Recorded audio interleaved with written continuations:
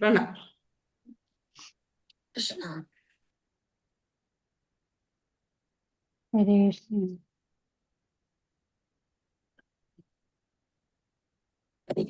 ഹരേ കൃഷ്ണ ഹരേ കൃഷ്ണ കൃഷ്ണ കൃഷ്ണ ഹരേ ഹരേ, ഹരേ രാമ രാമ രാമ ഹരേ ഹരേ, ഹരേ കൃഷ്ണ കൃഷ്ണ കൃഷ്ണ ഹരേ ഹരേ, ഹരേ രാമ രാമ രാമ ഹരേ ഹരേ, ഹരേ കൃഷ്ണ കൃഷ്ണ കൃഷ്ണ ഹരേ ഹരേ, ഹരേ രാമ രാമ ഹരേ ഹരേ, ഹരേ കൃഷ്ണ കൃഷ്ണ കൃഷ്ണ ഹരേ ഹരേ, ഹരേ രാമ രാമ ഹരേ ഹരേ, ഹരേ കൃഷ്ണ കൃഷ്ണ കൃഷ്ണ ഹരേ ഹരേ, ഹരേ രാമ രാമ ഹരേ ഹരേ, ഹരേ കൃഷ്ണ കൃഷ്ണ കൃഷ്ണ ഹരേ ഹരേ, ഹരേ രാമ രാമ ഹരേ ഹരേ, ഹരേ കൃഷ്ണ കൃഷ്ണ കൃഷ്ണ ഹരേ ഹരേ, ഹരേ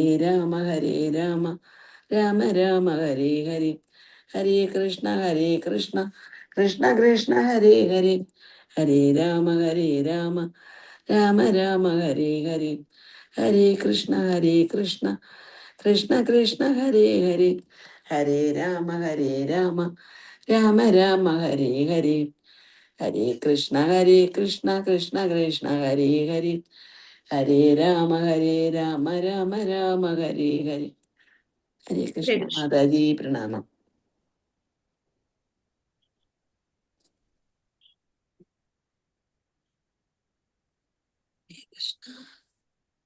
ഹരേ കൃഷ്ണ. മാതാജിയെ കാണുന്നില്ലല്ലോ. വരും. ഹരേ കൃഷ്ണ. ഓം നമോ ഭഗവതേ വാസുദേവായ. ഓം നമോ ഭഗവതേ വാസുദേവായ. ഓം നമോ ഭഗവതേ വാസുദേവായ. ഹരേ കൃഷ്ണ. ഓം അജ്ഞാനതിമിരാന്തസ്യ ജ്ഞാനാഞ്ജനശലാകയാ ചക്ഷുരുന്മീലിതം യേന തസ്മൈ ശ്രീഗുരവേ നമഃ. ശ്രീചൈതന്യമനോഭീഷ്ടം സ്ഥാപിതം യേന ഭൂതലേ സ്വയം രൂപകഥാ മഹ്യം ദദാതി സ്വപദാന്തികം. വന്ദേഹം ശ്രീഗുരോൻ ശ്രീയുതപദകമലം ശ്രീഗുരോൻ വൈഷ്ണവാംശ ശ്രീരൂപം സാഗ്രജാതം സഹഗണ രഘുനാഥാന്യദന്തം സജീവം സാദ്വൈതം സാവധൂതം പരിജനസഹിതം കൃഷ്ണചൈതന്യദേവം ശ്രീരാധാകൃഷ്ണപാദാൻ സഹഗണ ലളിത ശ്രീവിശാഖാംനിദംശ.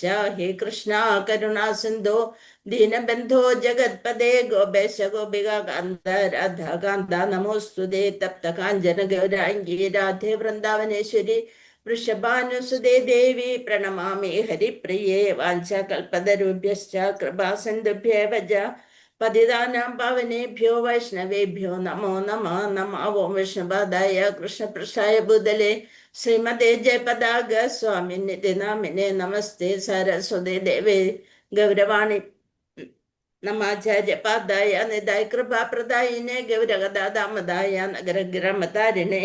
നമഃ ഓം വിഷ്ണുപാദായ കൃഷ്ണപൃഷ്ഠായ ഭൂതലേ ശ്രീമതേ ഭക്തിവേദാന്ത സ്വാമിനിധി നാമിനെ നമസ്തേ സരസ്വതേ ദേവേ ഗൗരവാണി പ്രചാരിണേ നിർവിശേഷ ശൂന്യവാദി പാശ്ചാത്യ ദേശതാരിണേ.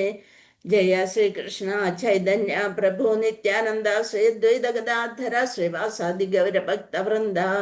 ഹരേ കൃഷ്ണ കൃഷ്ണ കൃഷ്ണ ഹരേ ഹരേ, ഹരേ രാമ രാമ രാമ ഹരേ ഹരേ, ഹരേ കൃഷ്ണ കൃഷ്ണ കൃഷ്ണ ഹരേ ഹരേ, ഹരേ രാമ രാമ രാമ ഹരേ ഹരേ, ഹരേ കൃഷ്ണ കൃഷ്ണ കൃഷ്ണ ഹരേ ഹരേ, ഹരേ രാമ രാമ രാമ ഹരേ ഹരേ.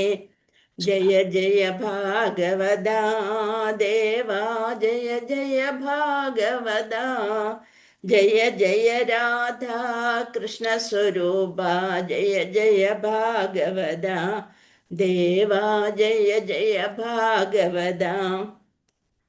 നിഗമകൽപതരോർഗളിതം ഫലം ശുഖമുഖാദമൃതദ്രവ സംയുതം പിബത ഭാഗവതം രസമാലയം മുഹുരഹോ രസികാ ഭുവി ഭാവുക. നാരായണം നമസ്കൃത്യം നരം ചൈവ നരോത്തമം ദേവീം സരസ്വതീം വ്യാസം തതോ ജയമുദീരയത്. നഷ്ടപ്രായേഷു ഭദ്രേഷു നിത്യം ഭാഗവത സേവയാ ഭഗവതി ഉത്തമ ശ്ലോകേ ഭക്തിർഭവതി നഷ്ടയേ. മൂകം കരോതി വാചാലം പങ്കും ലംഘയതേ ഗിരം യത്കൃപാതമഹം വന്ദേ പരമാനന്ദമാധവം ശ്രീഗുരും ദീനതാരിണം മദേകബന്ധോ മത്സംഗിൻ ഗുരോ മന്മഹാദന മന്നിഷ്ഠാരകമദ്ഭാഗ്യ मदानंदा नमोस्तुते। ग्रंथराज श्रीमद् भागवतम की जय, श्रील प्रभुपाद की जय, श्री गुरुदेव की जय। निताय गौर प्रेमानंदे। हरि हरि बोल। हरे कृष्णा। कृष्णाय वासुदेवाय हरे परमात्मने प्रणतक्लेशनाशाय गोविंदाय नमो नमः।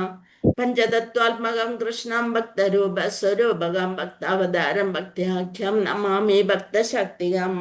അന്താരാഷ്ട്ര കൃഷ്ണ സമിതി മംഗളൂരു ശ്രീ രാധാ ഗോവിന്ദ മന്ദിർ ഇന്നത്തെ ഭാഗവതം ക്ലാസ്സിലേക്ക് എല്ലാവർക്കും സ്വാഗതം. ഹരേ കൃഷ്ണ. ഹരേ കൃഷ്ണ. ഹരേ കൃഷ്ണ കൃഷ്ണ പ്രണാമം. നമ്മള് ശ്ലോകം 2-ാമത്തെ സ്കന്ധം 1-ാമത്തെ അധ്യായം അല്ലെ, അതില് 9-ാമത്തെ ശ്ലോകം. ഹരേ കൃഷ്ണ. മഹാരാജ പരീക്ഷിത്ത് സുഖദേവ് ഗോസ്വാമിയും തമ്മിലുള്ള സംവാദം അതല്ലേ എടുക്കണത്? അതെ. ഹരേ കൃഷ്ണ.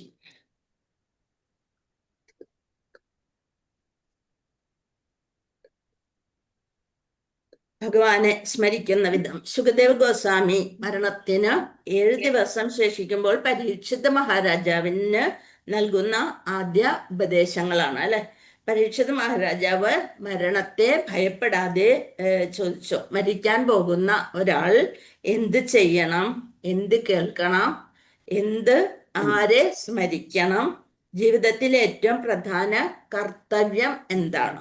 അവിടെ കൂടിയിരുന്ന ഋഷി ശ്രേഷ്ഠര് അതിന് ഉത്തരം പറയുന്നതിന് മുമ്പ് അവരതിനെപ്പറ്റി ചർച്ച ചെയ്യായിരുന്നു. ഉത്തരം അവര് പറഞ്ഞില്ല. എന്താണ്? അവരാരെയോ പ്രതീക്ഷിച്ചിരിക്കുകയായിരുന്നു അല്ലെ. ആ ചോദ്യങ്ങള് സുഖദേവ ഗോസ്വാമി അവിടെ ആഗതനായി. ഒരു ഗുരു ആ സമയത്ത് അവിടെ ആഗതനായി. അപ്പൊ ആ ചോദ്യത്തെ പ്രശംസിക്കുന്നു. ചോദ്യം നല്ലതായിരിക്കണം അല്ലെ.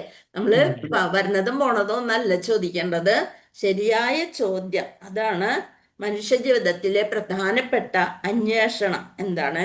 ലോകത്തിന്റെ തിരക്കുകളെ മനുഷ്യൻ സാധാരണയായി സമയം ചെലവഴിക്കുന്നത് ഇതിനൊക്കെയാണ്. നമ്മൾ സാധാരണ സമയം ചെലവഴിക്കുക ധനം സമ്പാദിക്കാനും അല്ലെ, കുടുംബകാര്യങ്ങൾക്ക് വേണ്ടിയും ഉറക്കത്തിലും ഭോഗത്തിലും അങ്ങനെയൊക്കെയാണ് നമ്മൾ അധികം ഭൗതിക സുഖങ്ങളുടെ പിന്നാലെ ഓടാനാണ് നമ്മുടെ ജീവിതത്തിന് മനുഷ്യന് സമയമുള്ളൂ. അതിനു വേണ്ടി ഓടിക്കൊണ്ടേയിരിക്കും.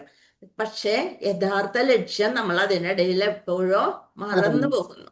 ഭഗവാനെ സ്മരിക്കണം, ഭഗവാനിൽ എത്തിച്ചേരണം. ആ ഒരു യഥാർത്ഥ ലക്ഷ്യം നമ്മൾ മറന്നു പോകുന്നു. അപ്പൊ ഏറ്റവും വലിയ ലക്ഷ്യം എന്താണ്? നമ്മള് ഭഗവാനില് എത്തിച്ചേരുക. അപ്പൊ മരണസമയത്ത് ഭഗവാനെ സ്മരിക്കണം എന്നുണ്ടെങ്കിൽ എന്ത് വേണം? എപ്പോഴും ഭഗവാന്റെ കാര്യങ്ങളെ പറ്റി ചിന്തിച്ചുകൊണ്ടിരിക്കണം, സ്മരിക്കണം, നല്ല സത്സംഗം വേണം അല്ലെ. അതൊക്കെയാണ് ഇത്. ഇനി നമുക്ക് നോക്കാം. ശ്ലോകം 9. പരിനിഷ്ഠതോപി നൈർഗുണ്യ ഉത്തമ ശ്ലോക ലീലയാ ഗൃഹീത ചേത രാജർഷേ ആഖ്യാനം യഥതീതവാൻ. ഉത്തമ ശ്ലോക പരിനിഷ്ഠിതോപി നൈർഗുണ്യ ഉത്തമ ശ്ലോക ലീലയാ ഗൃഹീത ചേത രാജർഷേ ആഖ്യാനം യഥതീതവാൻ. പരിനിഷ്ഠിത പൂർണ്ണമായും മനസ്സിലാക്കിയ അഭി നൈർഗുണ്യേ അതീന്ദ്രിയത്തിൽ ഉത്തമ ജ്ഞാൻ ഉത്തമ പ്രകാശിപ്പിച്ചു. ശ്ലോക ലീലയ ഗൃഹീത ആകർഷിതനാകിയാൽ ചേദാഹ രാജർഷേ രാജർഷി ആഖ്യാനം യത് ആധീതവാൻ വിവർത്തനം ഭാവാർത്ഥം. ശ്രീല പ്രഭുപാദ്. ജയ് ശ്രീല പ്രഭുപാദ്. അല്ലയോ രാജർഷി, നിശ്ചയമായും ഞാൻ പരിപൂർണ അതീന്ദ്രിയ അവസ്ഥയിലാണ് സ്ഥിതി ചെയ്തിരുന്നത്. എന്നിട്ടും ജ്ഞാനത്താൽ പ്രകാശം പകരുന്ന ശ്ലോകങ്ങളാൽ വിശദീകരിച്ച ഭഗവത് ലീലകളുടെ വർണ്ണനകളിൽ ഞാൻ ആകൃഷ്ടനായിത്തീരുന്നു. അതെന്താണ്? സുഖദേവ് ഗോസ്വാമി അങ്ങനെയുള്ള ആളാണ്. എല്ലാത്തിൽ നിന്നും വിടുതൽ നേടുന്നത്, ദിഗംബരനായിട്ടുള്ളത്, ദിഗംബരൻ. ഒന്നിനും ഒരു ആസക്തിയുമില്ല. അല്ലയോ രാജർഷി, ഇവിടെ രാജർഷി ആരാണ്? പിന്നെ പരീക്ഷിത്തും പരീക്ഷിത മഹാരാജാവ്. അല്ലയോ രാജർഷി, നിശ്ചയമായും ഞാൻ പരിപൂർണ അതീന്ദ്രിയ അവസ്ഥയിലാണ് സ്ഥിതി ചെയ്യുന്നത്. യാതൊരു ഭൗതിക ആസക്തിയുമില്ല. അതീന്ദ്രിയ അവസ്ഥയിലാണ് സ്ഥിതി ചെയ്തിരുന്നത്. എന്നിട്ടും ജ്ഞാനത്താൽ പ്രകാശം പകരുന്ന ശ്ലോകങ്ങളാൽ വിശദീകരിച്ച ഭഗവത് ലീലകളുടെ വർണ്ണനകളിൽ ഞാൻ ആകൃഷ്ടനായി തീർന്നു. എന്താണ് പറയണേ? ഭാഗവതത്തില് ശുകദേവ് ഗോസ്വാമി ആകൃഷ്ടനായി തീർന്നു. ഭാഗവതം എന്താണ്? ഭഗവാൻ സ്വയം തന്നെയാണ്, അല്ലെ? ഭഗവാന്റെ അതീന്ദ്രിയ ലീലകളും ഭക്തന്മാരെ കുറിച്ചും ഒക്കെയാണ് നമ്മള് ഭാഗവതത്തില് കേൾക്കുന്നത്. അതിലാണ് ആര് ആസക്തനായത്? ശുകദേവ ഗോസ്വാമി. ഭഗവത് ലീലകളുടെ വർണ്ണനകളിൽ ഞാൻ ആകൃഷ്ടനായി തീർന്നു. ഭാവാർത്ഥം: താത്വികമായ ഊഹാപോഹത്താൽ പരമസത്യത്തെ ആദ്യം അവ്യക്തിഗത ബ്രഹ്മമായും അതീന്ദ്രിയ ജ്ഞാനത്തിന്റെ ഉത്കർഷത്താൽ പിന്നീട് പരമാത്മാവായും ഗ്രഹിക്കുന്നു. നമ്മൾ ആദ്യം പഠിച്ചതാണത്. 3 തരത്തില് ഭഗവത് സാക്ഷാത്കാരം ഉണ്ടാവും. ഏതൊക്കെയാണ്? ബ്രഹ്മേതി, പരമാത്മേതി, ഭഗവാനിധി. ഭഗവാനിധി. ബ്രഹ്മത്തിന് ആദ്യം നമ്മൾ മനസ്സിലാക്കും. അത് കഴിഞ്ഞ് പരമാത്മാവായിട്ട് നമ്മുടെ എല്ലാവരുടെയും ഹൃദയത്തിൽ വരും. പിന്നെ ഒരു ഭക്തനായി കഴിഞ്ഞാല് എവിടേക്കെത്തും? ഭഗവാനിലേക്ക് തന്നെ എത്തും. അതാണ് ശരിയായിട്ടുള്ള ശുദ്ധഭക്തി. ഭഗവാനിലേക്ക് എത്തിയാൽ മാത്രമാണ് നമ്മൾക്ക് ശരിയായ സന്തോഷം ലഭിക്കുള്ളൂ. താത്വികമായ ഊഹാപോഹം കൊണ്ടാണ് പരമസത്യത്തെ, ഇവിടെ പരമസത്യം എന്ന് പറയുന്നത് ഭഗവാൻ, ആ സത്യത്തെ ആദ്യം അവ്യക്തിഗത ബ്രഹ്മമായും അതീന്ദ്രിയ ജ്ഞാനത്തിന്റെ ഉത്കർഷത്താൽ പിന്നീട് പരമാത്മാവായും ഗ്രഹിക്കുന്നു. എന്നാൽ ഭഗവത് കൃപയാൽ അവിടെ എന്ത് വേണം? ഭഗവാന്റെ കൃപ വേണം. ശ്രീമദ് ഭാഗവതത്തിലെ ഉത്കൃഷ്ടമായ പ്രസ്താവനകളാൽ ഒരു അവ്യക്തഗതവാദി പ്രബുദ്ധനാകുന്ന പക്ഷം, അവ്യക്തിഗതവാദി അതായത് ഭഗവാന് രൂപമില്ലെന്ന് വിചാരിക്കുന്നവര് പ്രബുദ്ധനാകും, ഉയരും. ജ്ഞാനത്താല് പ്രബുദ്ധരാകുമ്പോൾ അയാളും പരമദിവ്യോത്തമ പുരുഷന്റെ അതീന്ദ്രിയ ഭക്തനായി മാറുന്നു. അവിടെ ഭക്തനായി തീരുമ്പോൾ നമ്മൾക്ക് എന്താവും? ഭഗവത് സാക്ഷാത്കാരം ലഭിക്കും. അയാളും പരമദിവ്യോത്തമ പുരുഷന്റെ അതീന്ദ്രിയ ഭക്തനായി മാറുന്നു. അല്പജ്ഞാനത്താൽ പരമസത്യത്തിന്റെ വ്യക്തിഗത ഭാവം എന്ന ആശയത്തോട്, അതായത് പരമദിവ്യോത്തമ പുരുഷനായ പരമസത്യം ഒരു ദിവ്യ വ്യക്തിത്വമാണെന്ന ആശയത്തോടെ നമുക്ക് പൊരുത്തപ്പെടാനാവുന്നില്ല. മാതാജി, ഹരേ കൃഷ്ണ. മാതാജി, ഈ സാകാര ഭാവം എന്ന് പറഞ്ഞ വ്യക്തിഗത ഭാവമാണ്. അതെ, സാകാരം. സാകാര ഭാവം അപ്പൊ വ്യക്തിഗത ഭാവം എന്ന ആശയത്തോടെ, അതായത് പരമദിവ്യോത്തമ പുരുഷനായ പരമസത്യം ഒരു ദിവ്യ വ്യക്തിത്വമാണെന്ന ആശയത്തോട് നമുക്ക് പൊരുത്തപ്പെടാനാകുന്നില്ല. നമ്മൾ വിചാരിക്കുക ഈ ഭൂലോകം മുഴുവൻ നിറഞ്ഞിരിക്കുന്നത് അത് ബ്രഹ്മമാണെന്നാണ് ചിലരുടെയൊക്കെ വിചാരം. അപ്പൊ ഭഗവാന് ഈ വിശ്വരൂപവും കാണിക്കാൻ പറ്റും, അതുപോലെ തന്നെ ദ്വിഭുജ രൂപവും കാണിക്കാൻ പറ്റും. അത് ചിലര് മനസ്സിലാക്കുന്നില്ല. ഈ ബ്രഹ്മം ഒരു ശക്തി ഉണ്ടെന്നുള്ളത് അവര് മനസ്സിലാക്കുന്നു. പക്ഷെ അതിന് ഒരു രൂപമുണ്ടെന്നും നമ്മുടെ വെളിപ്പുറത്ത് വരും, പല രൂപത്തിലും നമ്മുടെ വെളിപ്പുറത്ത് വരും എന്നും അവര് വിശ്വസിക്കുന്നില്ല. ആ ബ്രഹ്മത്തിന് മാത്രം, ആ ഒരു പ്രകാശത്തില് ലയിച്ചു ചേരാനാണ് പലരും ശ്രമിക്കുന്നത്, ജ്ഞാനികളൊക്കെ ശ്രമിക്കുന്നത്. പക്ഷെ ഒരു ഭക്തനായി കഴിഞ്ഞാൽ, അതാണ് ഇവിടെ ശരിക്കും പ്രഭുപാദര് പറഞ്ഞിരിക്കുന്നത്, പരമദിവ്യോത്തമ പുരുഷനായ പരമസത്യം ഒരു ദിവ്യ വ്യക്തിത്വമാണെന്ന ആശയത്തോടെ നമുക്ക് പൊരുത്തപ്പെടാനാവുന്നില്ല. നമ്മളിങ്ങനെ ഒറ്റയ്ക്ക് വായിച്ചു പോകുമ്പോ എന്തോ അങ്ങനെ വായിച്ചു പോകും. നമ്മൾക്ക് ഓരോ വാക്കും പ്രഭുപാദര് എങ്ങനെയാണോ നമ്മൾക്ക് വേണ്ടി എഴുതി തന്നിരിക്കുന്നത് അത് മനസ്സിലാക്കണം എന്നുണ്ടെങ്കിൽ നമ്മ ഇങ്ങനെ ഒരുമിച്ചിരുന്ന് ചർച്ച ചെയ്യണം. നമ്മൾ വിചാരിക്കും ഭാഗവതം ഉണ്ട്, ഇത്രയധികം കാശ് കൊടുത്ത് വാങ്ങിച്ച പിന്നെ എന്തിനാ ക്ലാസ്സിൽ കയറണം, അല്ലെങ്കിൽ പിന്നെ അത് എപ്പോഴായാലും സൗകര്യപൂർവ്വം വായിച്ചാൽ പോരെ എന്ന് വിചാരിക്കും. ഇപ്പം നമ്മുടെ എല്ലാവരെയും ഭാഗവതം ഉണ്ട്, പക്ഷെ നമ്മള് അത് ഒരുമിച്ചിരുന്ന് വായിക്കുമ്പോൾ, ഒറ്റയ്ക്ക് വായിക്കുമ്പോൾ ഇത്രയും ഇതായിട്ട് നമുക്ക് പറ്റില്ല. അപ്പൊ അതുകൊണ്ടാണ് പറയണത്, പരമദിവ്യോത്തമ പുരുഷനായ പരമസത്യം ഒരു ദിവ്യ വ്യക്തിത്വമാണെന്ന ആശയത്തോട് നമുക്ക് പൊരുത്തപ്പെടാനാവുന്നില്ല. അതിനാൽ വ്യക്തി എന്ന നിലയ്ക്കുള്ള ഭഗവത് കർമ്മങ്ങളെ അല്പജ്ഞാനികളായവർ അപലപിക്കുന്നു. അവര് പറഞ്ഞ ഗോപച്ചെറുക്കനായി വന്ന് മണ്ണ് വാരുത്തുന്ന് ഇതൊക്കെ എന്ത് ഒരു ഭഗവാൻ ചെയ്യുന്ന കാര്യങ്ങളാണോ അങ്ങനെയാണ് അവര് അപലപിക്കുന്നത്. എന്നാൽ യുക്തിയുക്തതയോടും വിതർക്കങ്ങളോടും പരമസത്യത്തെ സമീപിക്കുന്ന അതീന്ദ്രിയ പ്രക്രിയ അചഞ്ചലനായ വ്യക്തിഗതവാദിയെ പോലും ഭഗവാന്റെ വ്യക്തിപരമായ ദിവ്യലീലകളിൽ ആകൃഷ്ടനാകുന്നു. എന്താണ് പരമസത്യത്തെ സമീപിക്കുന്ന അതീന്ദ്രിയ പ്രക്രിയ? നമ്മള് ഭഗവാനുള്ള ശ്രദ്ധ എന്ന് വെച്ചാൽ എന്താ? ഉറച്ച വിശ്വാസം. ആ വിശ്വാസം ഉണ്ടെങ്കില് അചഞ്ചലനായ അവ്യക്തഗതവാദിയെ പോലും ഭഗവാന്റെ വ്യക്തിപരമായ ദിവ്യലീലകളിൽ ആകൃഷ്ടനാകുന്നു. അങ്ങനെ ദിവ്യലീലകളിൽ അവര് അതായത് ഭാഗവതം വായിച്ചു കഴിയുമ്പോള്, ആ കഥകൾ കേട്ട് കഴിയുമ്പോള് അവ്യക്തഗതവാദി പോലും ശുദ്ധഭക്തനായി തീരും. അതാണ് പറയണത്. ഭഗവാന്റെ വ്യക്തിപരമായ ദിവ്യലീലകളിൽ ആകൃഷ്ടനാക്കുന്നു. ലൗകികമായ ഒരു പ്രവൃത്തിക്കും ശുകദേവ ഗോസ്വാമിയെ പോലെ ഒരു വ്യക്തിയെ ആകർഷിക്കുവാൻ കഴിയുകയില്ല. ശുകദേവ് ഗോസ്വാമി ശുദ്ധഭക്തൻ തന്നെ, പക്ഷെ അദ്ദേഹം ആദ്യം അവ്യക്തിഗതവാദിയായിരുന്നു. അത് ഭഗവാന്റെ ഒരു പദ്ധതി. അങ്ങനെ വന്നത് വ്യക്തിപരമായ ദിവ്യലീലകളെ ആകർഷിച്ച ജീവ സത്യമായിട്ട് പിറന്നു കഴിഞ്ഞാല് അത് ഭഗവാന്റെ ലീലകളില് പങ്കാളിയാവാൻ വേണ്ടിയിട്ട് വന്നതാണ്. ലൗകികമായ ഒരു പ്രവൃത്തിക്കും ശുകദേവ് ഗോസ്വാമിയെ പോലെ ഒരു വ്യക്തി ആകർഷിക്കാൻ കഴിയില്ല. ഭഗവാൻ ദിവ്യനാണ്, അതീന്ദ്രിയനാണ്. അതുപോലെ തന്നെ അദ്ദേഹത്തിന്റെ കർമ്മങ്ങളും അദ്ദേഹം നിഷ്ക്രിയനോ നിരാകാരനോ അല്ല. ഉറപ്പിച്ചു പറഞ്ഞിരിക്കുകയാണ് പ്രഭുപാദര്. നിഷ്ക്രിയനല്ല, ഒന്നും ചെയ്യാൻ പറ്റാത്തവനല്ല, നിരാകാരനോ അല്ല, ആകാരമില്ലാത്തവനോ അല്ല. ഭഗവാൻ പരമദിവ്യോത്തമ പുരുഷൻ വ്യക്തിഗതനാണ്. അതാണ് ആ ശ്ലോകത്തിൽ ഉറപ്പിച്ചു പറയുന്നത്. ഇനി നമുക്ക് ശ്ലോകം 10 നോക്കാം. തദഹം തേ വിധാസ്യാമി മഹാപൗരുഷികോ ഭവാൻ യസ്യ ശ്രദ്ധതാമാശോസ്യാത്മുകന്ദേ മതി സദേ.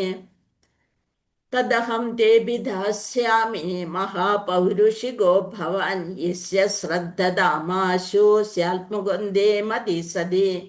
തത്ത് അഹം ഞാൻ തേ അങ്ങയിൽ അഭിധാസ്യാമി ഉരുവിടാം. അഭിധ്യാസ്യാമി ഉരുവിടാം. മഹാപൗരുഷിക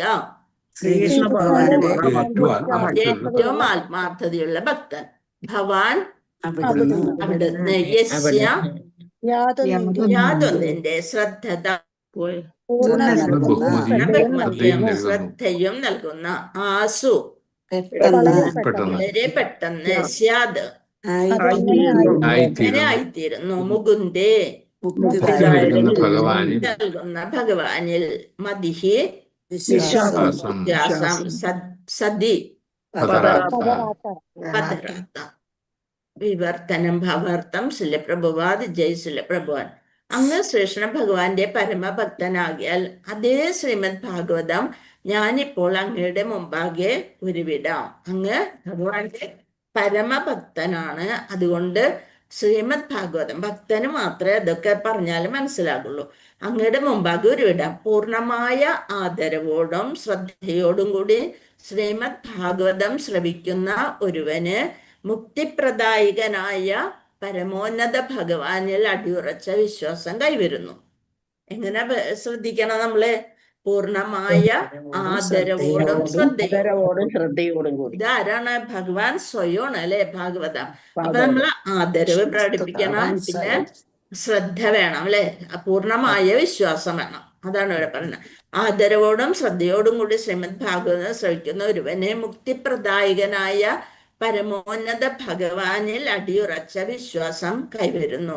ഭാവാർത്ഥം അംഗീകരിക്കപ്പെട്ട വേദ വിജ്ഞാനമാണ് ശ്രീമദ് ഭാഗവതം. അമല പുരാണം അല്ലെ, ശുഖമുഖാദമൃത സംയുതം. അതാണ് ശ്രീമദ് ഭാഗവതം അല്ലെ. അത് അമല പുരാണമാണ്. വേദജ്ഞാനം സ്വീകരിക്കുന്ന രീതിയെ അവരോഹണ പന്ഥാവ് അഥവാ ആധികാരിക ശിഷ്യ പരമ്പരയിൽ കൂടി ദിവ്യജ്ഞാനം സ്വീകരിക്കുന്ന പ്രക്രിയ എന്ന് വിശേഷിപ്പിക്കുന്നു. അതായത് നമ്മള് ഗുരുക്കന്മാരെ എങ്ങനെയുള്ളവരായിരിക്കണം? ശരിയായ പരമ്പരയിൽ നിന്നുള്ള ഗുരുക്കന്മാരിൽ നിന്ന് നമ്മൾ ഗ്രഹിക്കണം. ഇപ്പൊ ശിലപ്രഭുപാദര് ഏറ്റവും വലിയ ഉദാഹരണമോ ശക്തിയാവേശ അവതാരമായിട്ടാണ് അല്ലെ. ഭഗവാൻ ബ്രഹ്മാവിന് കൊടുത്തു, ബ്രഹ്മാവ് വ്യാസ ഭഗവാൻ, അങ്ങനെ നാരദൻ വ്യാസ ഭഗവാൻ, അങ്ങനെ പോയിട്ട് നമ്മുടെ പരമ്പരയിലൂടെ വന്ന് ഭക്തി സിദ്ധാന്ത സരസ്വതി വന്ന്, അത് കഴിഞ്ഞ് ശ്രീല പ്രഭുപാദര്, അങ്ങനെ വന്നിരിക്കണം. അങ്ങനെ ശിഷ്യ പരമ്പരയിൽ കൂടി ദിവ്യജ്ഞാനം സ്വീകരിക്കുന്ന പ്രക്രിയയാണ് എന്ത്? അവരോഹണ പന്ഥാവ്. ഭൗതിക ജ്ഞാന പുരോഗമനത്തിന് വ്യക്തിപരമായ കഴിവും ഗവേഷണ വാസനയും ആവശ്യമാണ്. എന്നാൽ ആത്മീയ ജ്ഞാനത്തിന്റെ കാര്യത്തിൽ എല്ലാ പുരോഗമനവും ഏറെക്കുറെ ആത്മീയ ഗുരുവിന്റെ കാരുണ്യത്തെ ആശ്രയിച്ചിരിക്കുന്നു. ഇവിടെ ശുകദേവ ഗോസ്വാമിയുടെ കാരുണ്യം ആണ് ഭഗവാന്റെ ഈ കഥ പരീക്ഷിത മഹാരാജാവിനെ പറഞ്ഞു കൊടുക്കുന്നത് വഴി നമ്മൾക്കൊക്കെ ലഭിക്കാനായിട്ട് കാരണം ആ ഗുരു പരമ്പരയുടെ കാരുണ്യവും ഭഗവാന്റെ കരുണയുമാണ്. അപ്പൊ നോക്ക്, ആത്മീയ വിദ്യ ശിഷ്യനിൽ നിറയണമെങ്കിൽ ആത്മീയ ഗുരു നിശ്ചയമായും ശിഷ്യനിൽ തൃപ്തനാകണം. അപ്പൊ അതിന് നമ്മൾ പറഞ്ഞിട്ടുണ്ട്, തദ്വിധി പ്രണിപാതേന പരിപ്രശ്നേന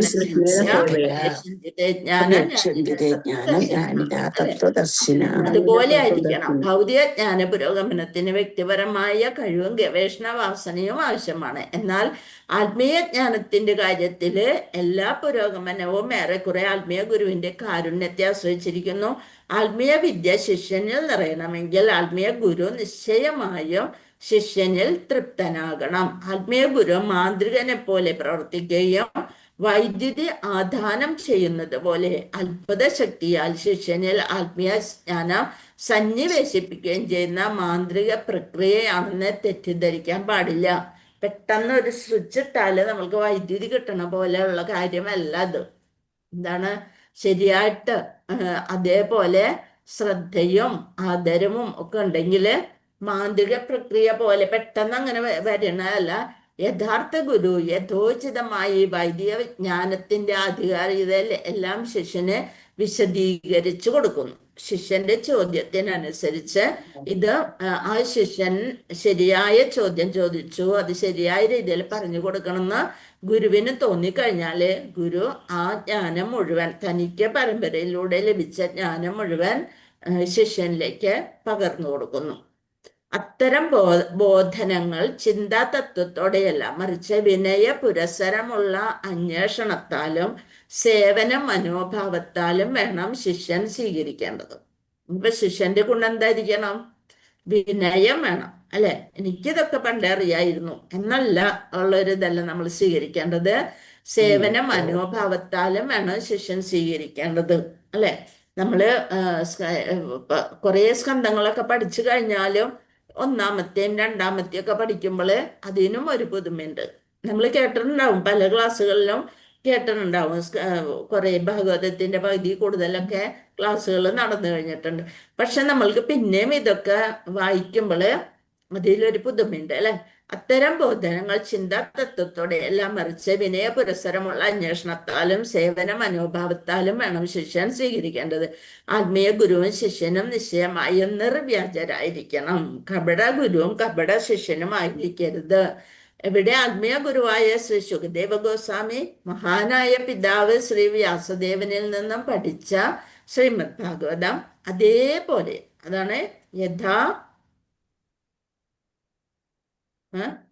ഭഗവത്ഗീത യഥാരൂപം എന്ന് പറയണ പോലെ, അല്ലെ? അതുപോലെ യഥാരൂപം അതുപോലെ തന്നെ ഇവിടെ ആത്മീയ ഗുരുവായ ശ്രീ സ്വാമി മഹാനായ പിതാവ് വ്യാസദേവനിൽ നിന്നും പഠിച്ച ശ്രീമദ് ഭാഗവതം അതേപോലെ യഥാരൂപത്തിൽ ഉരുവിടാൻ തയ്യാറാണെന്ന് മാത്രമല്ല, ശിഷ്യനായ പരീക്ഷിത് മഹാരാജാവ് ശ്രീകൃഷ്ണ ഭഗവാന്റെ മഹാഭക്തനുമാണ്. ഭക്തനായിത്തീരുന്നതിലൂടെ ആത്മീയ യോഗ്യതകളൊക്കെ കരസ്ഥമാക്കിയെന്ന് ആത്മാർത്ഥമായി വിശ്വസിക്കുന്ന ഒരുവനാണ് യഥാർത്ഥ കൃഷ്ണഭക്തൻ. എന്താണ്? എല്ലാം ഭഗവാനായി ഭക്തനാണ്. കപട ഭക്തന്മാരും ഉണ്ടാവും. അപ്പൊ ആത്മീയ യോഗ്യതകളൊക്കെ കരസ്ഥമാക്കിയെന്ന് ആത്മാർത്ഥമായി വിശ്വസിക്കുന്ന ഒരുവനാണ് യഥാർത്ഥ കൃഷ്ണഭക്തൻ. നമ്മൾ എപ്പോഴും പറയുമല്ലേ, ഞാൻ കൃഷ്ണഭക്തിയാണെന്ന്. എവിടെ? ഒന്നായിട്ടുണ്ടാവൂല. അപ്പൊ ഭഗവത്ഗീതയുടെ താളുകളിലെ ഉപദേശം ഭഗവാൻ സ്വയം പകർന്നു നൽകിയിരിക്കുന്നു. സർവ്വതും ഭഗവാനാണെന്നും ശ്രീകൃഷ്ണൻ പരിപൂർണമായി അദ്ദേഹത്തിന് സ്വയം സമർപ്പണം ചെയ്യുന്നത് ഒരുവനെ പരമപരിപൂർണതയുള്ള ഭക്തനാക്കി മാറ്റുമെന്നും ഭഗവത്ഗീതയിൽ വ്യക്തമായി പ്രസ്താവിച്ചിരിക്കുന്നു.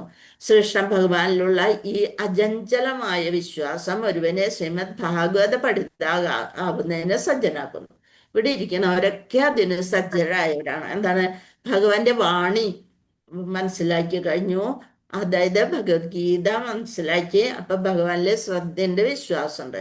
അപ്പൊ അതുകൊണ്ടാണ് നമ്മൾക്ക് ഭാഗവതം പഠിക്കാൻ ഒരു ചാൻസ് ഭഗവാനായിട്ട് തരണത്, അല്ലെ? അങ്ങനെ ശ്രീമദ് ഭാഗവതം ശ്രവിക്കുന്ന ഒരുവന് അന്ത്യത്തിൽ പരീക്ഷിത മഹാരാജാവിനെ പോലെ മുക്തി ലഭിക്കുമെന്ന് സുനിശ്ചിതമാണ്. ഭക്തരോടും ഭാഗവത സപ്താഹങ്ങളോടനുബന്ധിച്ച് വിശ്വാസം പ്രകടിപ്പിക്കുന്ന കപടഭക്തന്മാരും ഭാഗവത പാരായണം തൊഴിലാക്കിയവരും ശ്രീ ശുകദേവ ഗോസ്വാമിയിൽ നിന്നും പരീക്ഷിത മഹാരാജാവിൽ നിന്നും തികച്ചും വ്യത്യസ്തരാണ്. 7 ദിവസം കൊണ്ട് സപ്താഹം നടത്തുന്ന ലക്ഷങ്ങൾ വാങ്ങി കൊണ്ടുപോകുന്നവര് അവസാനം പറയും, ഞാനും നീയും ഒക്കെ ഒന്ന് തന്നെ, അഹം ബ്രഹ്മാസ്മി എന്ന് പറഞ്ഞുകൊണ്ട് നമ്മളിലുള്ളത് തന്നെയാണ് ഭഗവാൻ എന്ന് പറഞ്ഞുകൊണ്ടാണ് അവർ നിർത്തിപ്പോവുക. അവർക്ക് ആ തത്വം മനസ്സിലാവില്ല. അവര് ബ്രഹ്മത്തില് അറിയണവർ തന്നെയാണ് ഈ ഭാഗവത പാരായണം നടത്തുന്നത്. കഥയൊക്കെ അവര് പറയുന്നുണ്ട്. പക്ഷെ അവസാനം എന്ത് പറയും? ഞാനും ഭഗവാൻ, നീയും ഭഗവാൻ, അങ്ങനെ പറഞ്ഞിട്ടാണ് അവര് നിർത്തുക.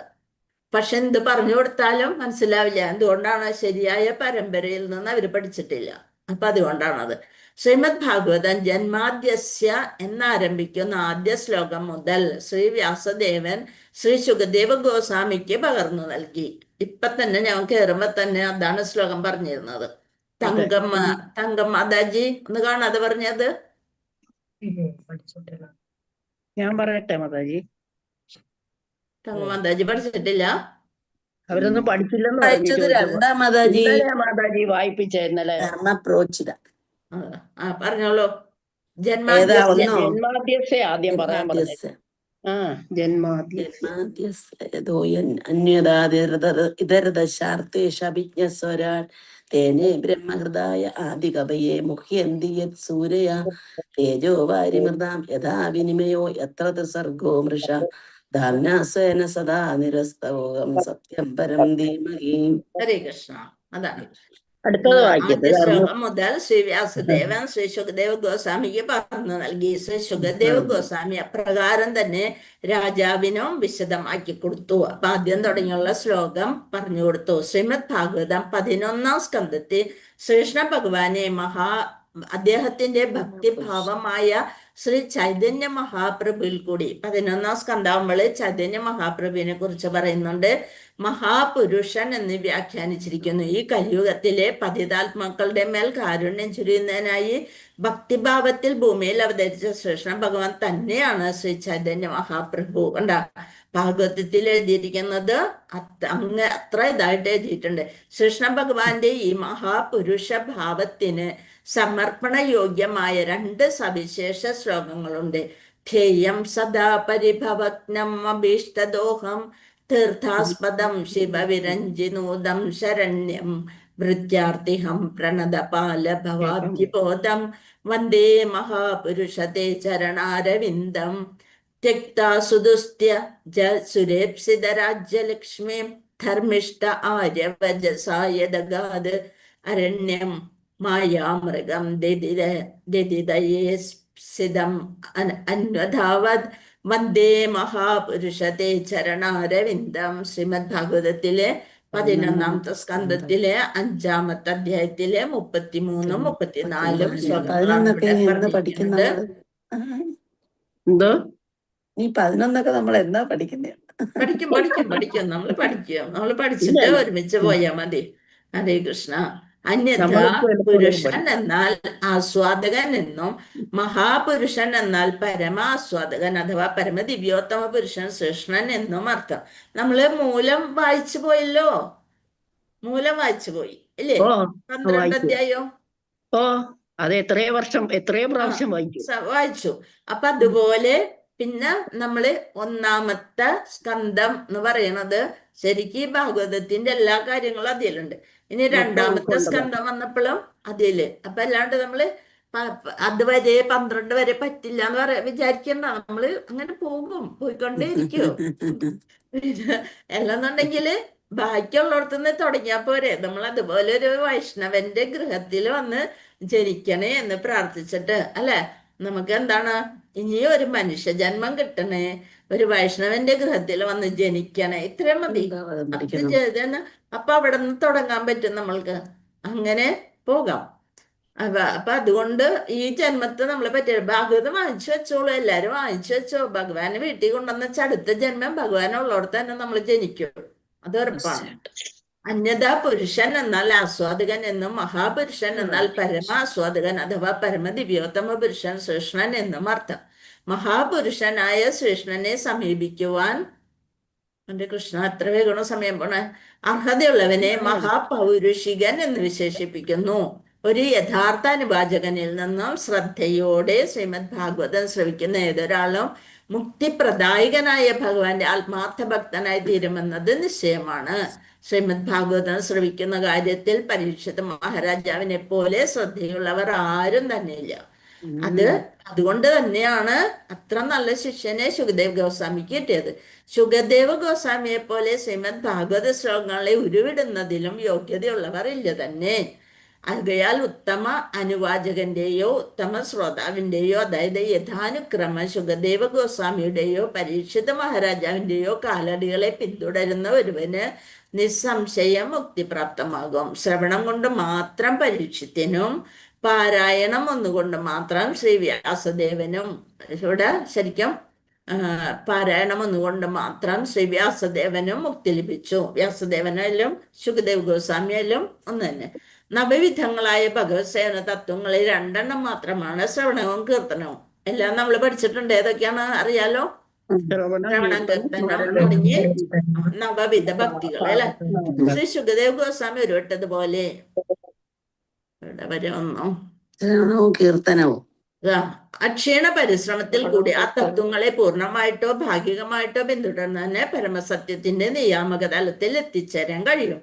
പരീക്ഷിത് മഹാരാജാവിന് മുക്തി ലഭിക്കുന്നതിനായി ശ്രീമദ് ഭാഗവതം മുഴുവനായും, അതായത് ജന്മാദ്യസ്യ എന്ന ആദ്യ ശ്ലോകം മുതൽ 12ാം സ്കന്ധത്തിലെ അവസാന ശ്ലോകം വരെ ശ്രീ ശുകദേവ് ഗോസ്വാമി ഉരുവിട്ടതുപോലെ ആദ്യന്തം ശ്രീമദ് ഭാഗവതം പതിവായി ശ്രവിക്കണമെന്ന് ഗൗതമ മുനി അംബരീഷ മഹാരാജാവിനെ ഉപദേശിച്ചു. ആത്മസമർപ്പണം ചെയ്ത അംബരീഷ മഹാരാജനെ 9 പാലിച്ചിരുന്ന അംബരീഷ മഹാരാജാനെ ഉപദേശിച്ചു എന്ന് പത്മപുരാണത്തെ പ്രതിപാദിക്കുന്നു. മാത്രമല്ല ശ്രീ ശുകദേവ് ഗോസ്വാമി ഉരുവിട്ടതുപോലെ ശ്രീമദ് ഭാഗവതം ആദ്യന്തം ജന്മാദ്യസ്യ എന്ന ആരംഭ ശ്ലോകം മുതൽ 12ാം സ്കന്ധത്തിലെ അവസാന ശ്ലോകം വരെ ശ്രവിച്ചു എന്ന് ഇത് ദൃഢീകരിച്ചിരിക്കുന്നു.